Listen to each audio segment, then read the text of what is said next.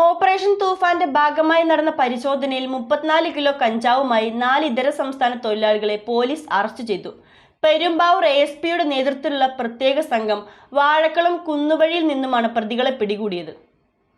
Operation തൂഫാന്റെ ഭാഗമായി നടന്ന പരിശോധനയിൽ 34 കിലോ കഞ്ചാവുമായി 4 ഇതര സംസ്ഥാന തൊഴിലാളികൾ പോലീസിന്റെ പിടിയിലായി. വെസ്റ്റ് ബംഗാൾ മുർഷിദാബാദ് സ്വദേശികളായ റക്കീബുൽ ഷെയ്ഖ്, ഹസിബൽ ഷെയ്ഖ്, സമ്രാട്ട് ഷെയ്ഖ്, സഞ്ജീവ് മണ്ഡൽ എന്നിവരെയാണ് പെരുമ്പാവൂർ ASPയുടെ നേതൃത്വത്തിലുള്ള പ്രത്യേക അന്വേഷണ സംഘം ശനിയാഴ്ച രാത്രി കുന്നുവഴിയിൽ നിന്നും പിടികൂടിയത്.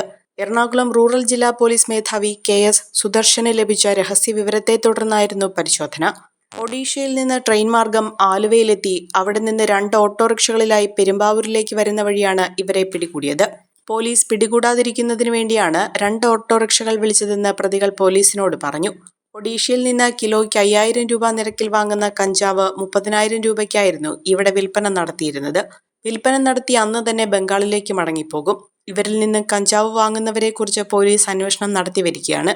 Perumbavoor ASP Hardik Meena, inspector N Anilkumar, SI മാരായ ജോജോ ജോർജ്, വിഷ്ണു മുരളി, ASI മാരായ PA Abdul Manaf, Pradeep Kumar, Jayanthi, senior CPO മാരായ Afsal, Benny Isaac, Nishad, Robin Joy, CPO മാരായ സിബിൻ സണ്ണി, നജ്മി, അരുൺ, ബച്ചു എന്നിവരാണ് അന്വേഷണ സംഘത്തിലുണ്ടായിരുന്നത്.